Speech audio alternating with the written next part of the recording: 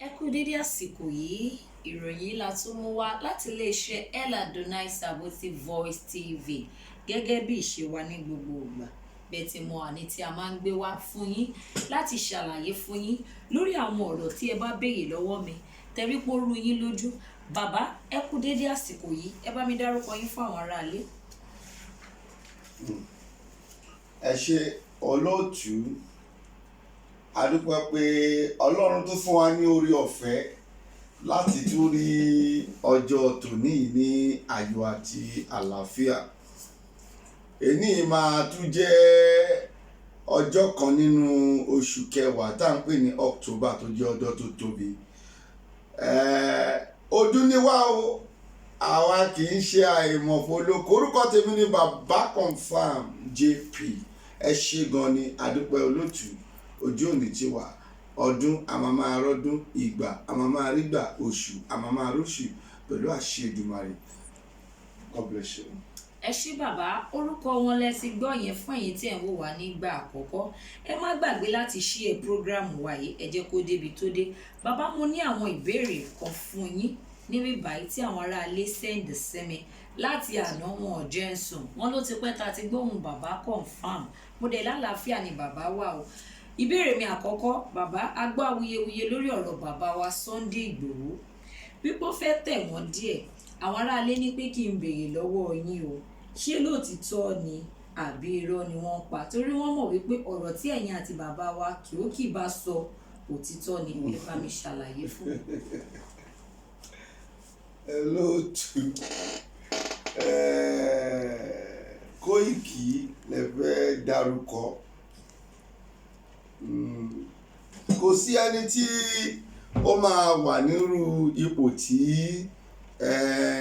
bàbá wa olóyè Sunday Igboho ọmọ Adéyẹmọ, kò sẹ́ni tó máa wà nírú ipò yẹn tí ara ẹ̀ ò ní fẹ́ fẹ́ra kùn díẹ̀, tí kò ní fẹ́ síkì o.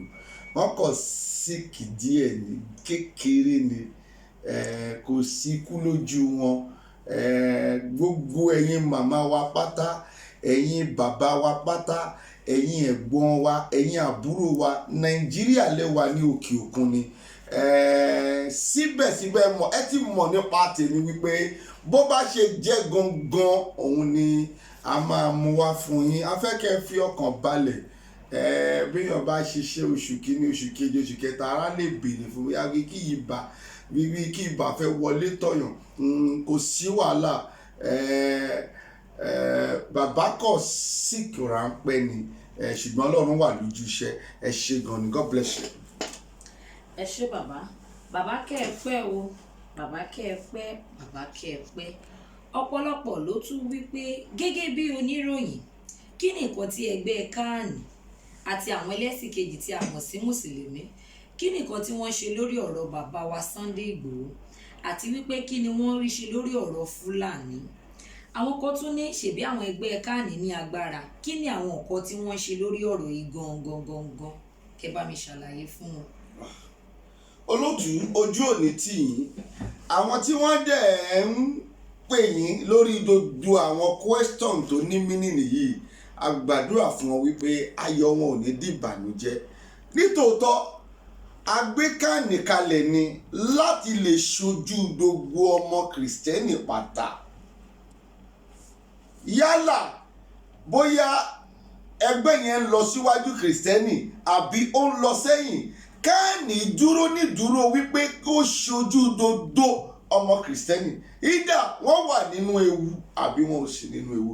Bẹ́ẹ̀ náà ló rí ní ọ̀dọ̀ àwọn onídàkejì wa, ọ̀rẹ́ wa mùsùlùmí. Àwọn náà ní ẹgbẹ́ tó jẹ́ pé ìjọba fi ọwọ́ sí. Tí nǹkan bá rú wọn lójú, ìjọba fi ọwọ́ sí wípé a ní ẹ̀tọ́ láti pe ìjọba. Ṣùgbọ́n káàní táwa rí lóde òní, àwọn onídàkejì wa tá a rí lóde òní yìí náà tá a pè ní mùsùlùmí, tí a fún ní àṣẹ, irú àṣẹ tẹ́ bèrè yìí, tìjọba ni, tìjọba Nàìjíríà ni. Ohun tí wọ́n kàn ṣe ń bẹ̀ ni pé kí wọ́n pín owó, kí wọ́n dẹ̀jọ pín owó tó lè kálukú ṣe kí ni kó kó lọ sílé. Kò sí ohun tí oníkálukú lọ bèèrè lọ́wọ́ pásítọ̀ ẹ̀ nílé, kí oníkálukú lọ bèèrè lọ́wọ́ àwọn tí wọ́n fi jẹ olórí CAN, nítorí àwọn náà ní ẹ̀tọ́ láti lè fáìlì ọ̀ láti lè kọ ìwé sí UN nípa ìyà tí ń jẹ wá, tí àwọn Fúlàní ń pa àwọn màmá wa, tí wọ́n ń pa àwọn bàbá wa, tí wọ́n ń pa àwọn gbogbo àwọn olóyún, tí wọ́n ń gbé àwọn èèyàn lọ, tí wọ́n ń béèrè owó ńláńlá lọ́wọ́ wọn. Àwọn ìdí tí wọ́n fi dá CAN sílẹ̀ nìyẹn, ìdí tí wọ́n fi dá tonídàkejì náà sílẹ̀ nìyẹn, pé ìdí yẹn gangan pé tí ìkókó bá ń ṣẹlẹ̀ láàrin ìrìn àjò yìí, àwọn ní láti dìde kí wọ́n come up to investigate. Kí gbogbo ẹ̀yin tẹ̀ ń tẹ̀lé wọn, àwọn pásítọ̀ yín tẹ̀ ń tẹ̀lé, àwọn ìmáàmù yín tẹ̀ ń tẹ̀lé, kí tó jẹ́ pé àwọn ni wọ́n fi ṣe olórí lọ́dọ̀ ìjọba, ẹ béèrè lọ́wọ́ wọn kí ni ìgbésẹ̀ tí wọ́n gbé. Wọn ò gbé ìgbésẹ̀ kankan, wọn ò gbé ẹni ìgbésẹ̀. A ò tí ì rí kankan nínú wọn tó sọ nípa ọ̀rọ̀ Fúlàní àbí bí orílẹ̀-èdè Nàìjíríà yìí ṣe ń rí tí wọ́n ní ara lé lára, tí ìjọba Nàìjíríà ń ní ara oko lára.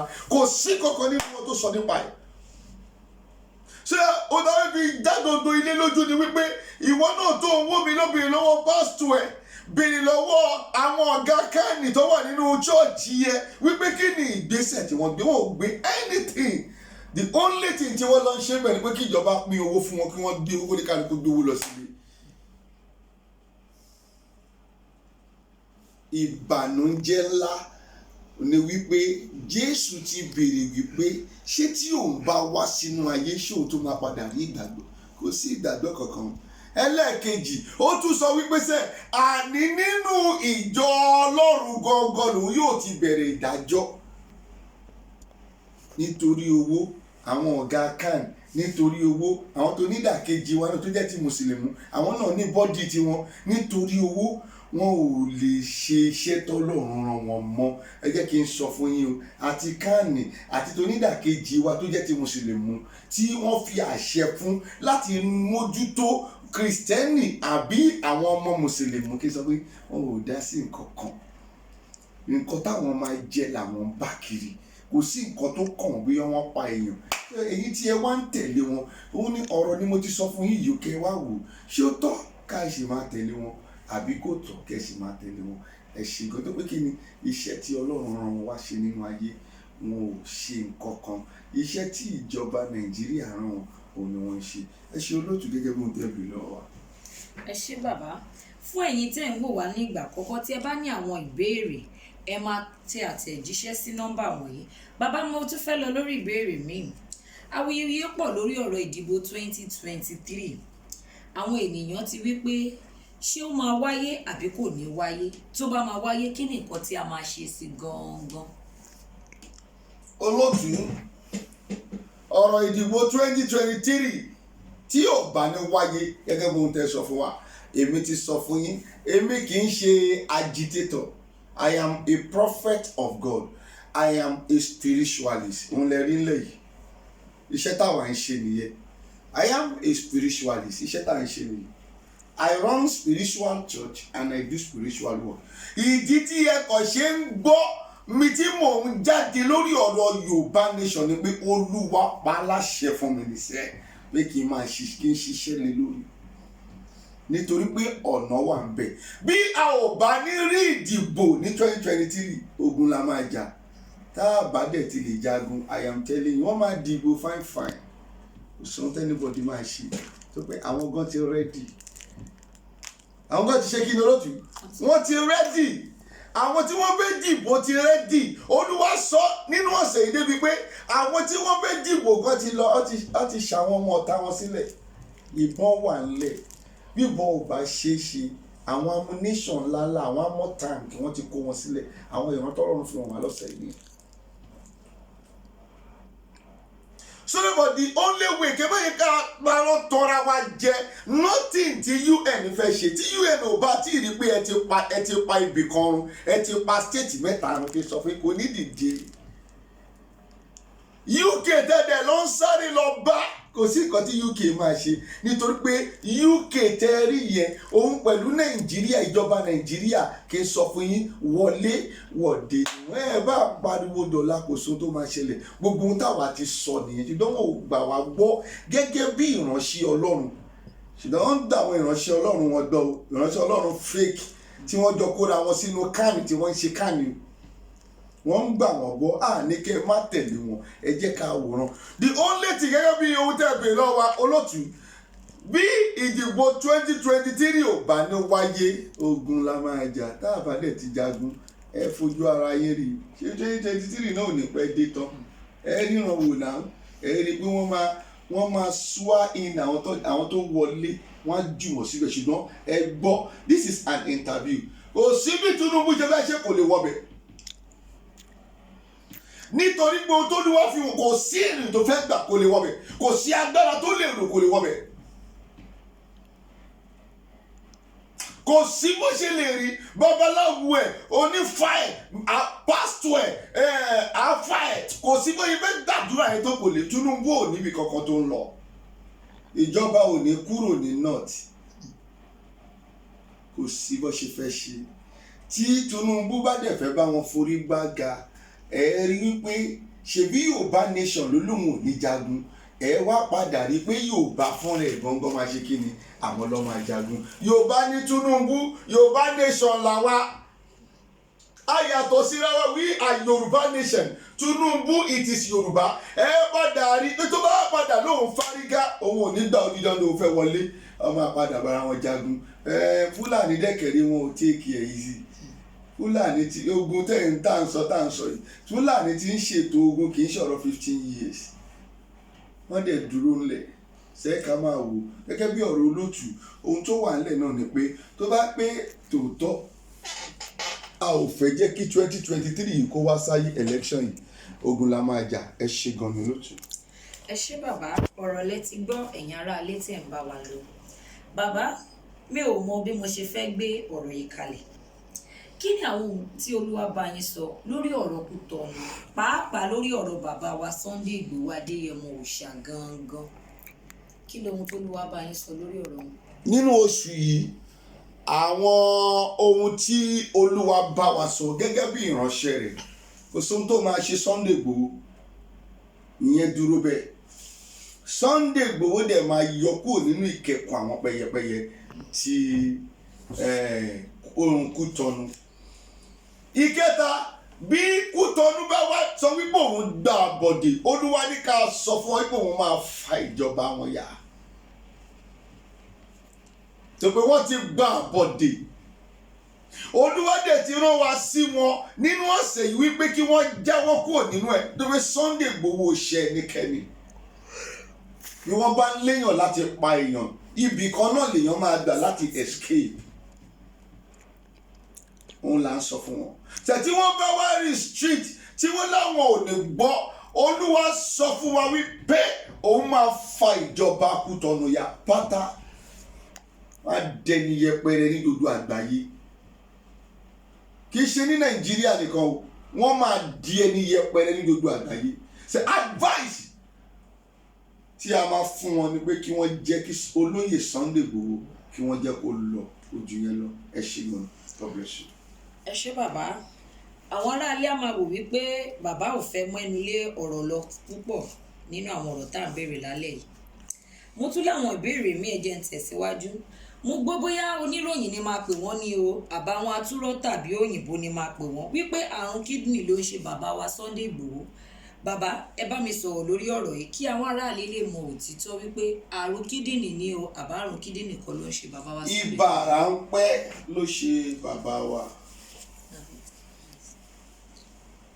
ibà ráńpẹ́ ló ṣe bàbá wa Sunday Igboho ohun tó bá ń wọ̀n ohun tó bá ti gbọ́ lẹ́nu wa bàbá confam tí àwọn èèyàn wa nílé tí wọ́n gbọ́ lẹ́nu Kóìkì bàbá Kóìkì tí wọ́n gbọ́ tán ṣẹ́dọ̀ bú àwọn tí wọ́n pariwo àrùn kíndìnrín ni o àrùn gbá ni o àwọn atúrọ́tà bí èyìnbó ni wọ́n o oúnjẹ táwọn yẹn máa jẹ ló ń wá kiri kọ́ lè rẹni tó máa wo fídíò wọn bí ìṣẹ̀lẹ̀ gan ò ṣẹlẹ̀ wọ́n á jáde tí ayé Nàìjíríà ti bàjẹ́ nìyẹn. Bí ìṣẹ̀lẹ̀ ò jáde ibi ìṣẹ̀lẹ̀ kan ò tiẹ̀ ṣẹlẹ̀ gan wọ́n á lọ kúùkù irọ́ all in the name wípé wọ́n fẹ́ jẹ́ kí àwọn èèyàn wo fídíò wọn kí èrò pọ̀ bẹ́ẹ̀ kí á lè rí owó dà lọ́wọ́ YouTube àlọ́wọ́ Facebook or whoever tí wọ́n ti gbé jáde on the media. Information is power. Nigeria they take information for granted. wọ́n kàn lè déédéé kọ́ ni wọ́n ti gorí èèyàn kan síbẹ̀ yẹn o àwọn èèyàn sáré irọ́dẹ̀ lọ pa kò sí nǹkan kan bẹ́ẹ̀. ṣọlẹ̀ odò tí wọ́n ń sọ yẹn àwọn atúrọ́tà ní gbogbo wọn. Ohun tó ṣe bàbá wa ní Ìbàràpẹ́ tá a dẹ̀ gba Ọlọ́run gbọ́ tó ohun tó ló wá sọnù ìpèsè kì í ṣe ogun tá à ń jà yìí ló máa pa ó máa dàgbà ó sì máa dògbò Olúwa ló sọ bẹ́ẹ̀. Ẹ ṣé gan ni olóòtú. God bless you. ẹ ṣé bàbá ṣé kí n tẹ̀síwájú àbí kí n dánu dúró lórí àwọn ìbéèrè mi. Ẹ máa tẹ̀síwájú olóòtú. Bàbá àwọn kan sọ wípé àwọn ò tiẹ̀ mọ̀ bóyá Ọọ̀ni of Ifẹ̀ fi ara sí Kapín ni àbí kí ni wọ́n ń ṣe gangan lórí ọ̀rọ̀ Yorùbá nation yìí nítorí pé wọn ò mọ̀ bóyá bàbá náà fẹ́ ìlọsíwájú ilẹ̀ Nàìjíríà ní o àbí wọn ò fẹ́ ṣùgbọ́n wọ́n mọ̀ pọ̀rọ̀ tó bá gbọ́ lẹ́nu yín òtítọ́ ni. Ẹ bá mi ṣàlàyé fáwọn aráalé. Ọọ̀ni of Ifẹ̀ kì í ṣe ènìyàn. Àwa máa fi gbogbo ẹnu sọ kò sì sóhun tẹ́nikẹ́ni fẹ́ ṣe fún wa. Ọba ni wòlíì làwa òun ọba wòlíì sì ni àwa oníkálukú ni ọba nínú yàrá ẹ̀. Kò sí nǹkan kan wá ti sọ ṣùgbọ́n àwọn èèyàn ò gbà wá gbọ́. Àwọn ọba kí ló bá wo ọba tó jẹ́ pé bó ṣe máa ṣàṣeyọrí láyé ẹ̀ ló ń wá. Ọba tẹ́ pé bó ṣe máa jẹ ló ń wá. Ọba tẹ́ pé bó ṣe máa da Ghana must go lọ́wọ́ àwọn ìjọba Nàìjíríà ni wọ́n wá kiri. Ẹ ń tanra yín kò sọ́wọ́ ọba kankan bẹ́ẹ̀ o. Ọba ò sí nǹkan tó kan bá o. Àwọn ọba ò rẹ́dí láti jẹ́ kí Nàìjíríà pín o. Wọn ò tiẹ̀ pa wọ́n bá tó mọ̀ nípa ọ̀rọ̀ Yorùbá nation lákàn ń pariwo ẹ̀ kiri ni. Pé àwọn ọba tá a ní ọba yẹ̀yẹ́ ni gbogbo wọn. So therefore gẹ́gẹ́ bí ohun tí olóòtú sọ Ọọ̀ni of Ifẹ̀ lábẹ́ ohun tí Olúwa sọ fáwa kò sí ọwọ́ ẹ̀ nínú ẹ̀ pé kí Nàìjíríà pín ìtẹ̀síwájú Nàìjíríà òun ni ó ń wá. Àwa ò dẹ̀ fi ọwọ́ sí ẹni ọba tó bá jẹ́ wípé ìtẹ̀síwájú Nàìjíríà ni wọ́n wá tí wọn ò wá láti jẹ́ pé kí a pín ká lè kúrò nínú ìnira tí a wà yìí. Ẹ ṣé gan ni olóòtú. Ẹ ṣé bàbá. Ọ̀rọ̀ wa ìní àwọn aráalé ló fẹ́ gbọ́ òtítọ́ ọ̀rọ̀ mo dẹ̀ ní láti béèrè gẹ́gẹ́ bí wọ́n ṣe fi rán mi. Mo tún gbọ́ sétí wa nílé iṣẹ́ ìròyìn wa wípé ọmọ oṣù kẹwàá tí a mọ̀ sí October ní gbogbo ọ̀rọ̀ Yorùbá nation àwọn ọmọ Yorùbá nation pàápàá Ọọ̀ni of Ifẹ̀ gangan. Bàbá ẹ bá mi nàyàn ní ẹ̀ fáwọn aráalé. Gbé question yẹn dáadáa tó pé ọ̀rọ̀ yẹn náà ti wá sí etí ìgbọ́ mi pé gbogbo àwọn tó ń jẹ àjìjàgbara yìí gan October ni wọ́n mọ̀ October ni wọ́n. Ọ̀rọ̀ yẹn ti wá sí etí ìgbọ́ mi ṣùgbọ́n mo ṣe fẹ́ pé mi ò rí ni. Ọlọ́run dá àwọn ọmọ October ó dá wa pé àfi ọmọ àlè nínú wa nìkan. Gbogbo ọmọ October pátá they are for justice. Forget about they said we are it is freedom, it is independent. Forget. Ṣé báwọn èèyàn ló sọ pé tó pé a dá òmìnira nínú oṣù October? No, we talk about God now. Gbogbo ọmọ October pátá tó jẹ́ ọmọ October they are for justice. Èyí tí ẹ bá wá padà rí tó jẹ́ ọmọ October tí kò embrace justice ọmọ àlè ni ọmọkọmọ. Sọ pé ìgbà míì wà owó lè yí ọmọlúwàbí ènìyàn padà. Owó ohun tí wọ́n máa jẹ ó ti yí ọmọlúwàbí gbogbo àwọn tí pé wọ́n jọ ọmọ October tí wọn ò dúró lẹ́sẹ̀ ara wọn as tẹ́ pé kí wọ́n claim that they are for justice. Ṣùgbọ́n ohun tí àwọn aráalé tí wọ́n fẹ́ sọ́nbẹ̀ ni pé wọ́n fẹ́ jẹ́ kí ó yé wa wípé àwọn ń rí wípé gbogbo àwọn tí wọ́n wọ́n ń jáde yìí gan tá a jọ ń sọ̀rọ̀ ọ̀rọ̀ agitator tí wọ́n pera wọn lágitator púpọ̀ ní wọn ọmọ October ni yes ọmọ October àwọn náà lọ lè ṣe nítorí pé we are for justice. Ẹ ṣé gan ni, God bless you. Bàbá, kí a tún dágbére fún àwọn aráalé, kí ni àmọ̀ràn tí ẹ lè fún àwọn ọmọ Kútọ̀nù kó tó di ogun, kó tó di ìjà, kí wọ́n lè kẹ́tù lè fún àwọn aráalé ní ìmọ̀ràn? Kí ni ìmọ̀ràn tẹ máa fún àwọn ará Kútọ̀nù àti àwọn aráalé tó ń wò yín gangan? Ẹ bá mi fún wọn ní àmọ̀ràn. Ìmọ̀ràn tí èmi máa fún ará Kútọ̀nù nìyí. Olówó Kútọ̀nù, ọlọ́lá Kútọ̀nù, ẹ̀yin alájà Kútọ̀nù, ẹ̀yin alájì Kútọ̀nù, ìmọ̀ràn tí èmi lè fún yín nìyí. Ìkọ́kọ̀ ò gbọ́dọ̀ ṣe Sunday Igboho sọ́dọ̀ yín o, kẹ́ ẹ yá tètè dìde, kẹ́ ẹ lọ sí pírẹ́sídẹ̀ǹtì yín ní gbẹ́rẹ́ pàkọ́. Bí nǹkan bá ṣe Sunday Igboho sínú Kútọ̀nù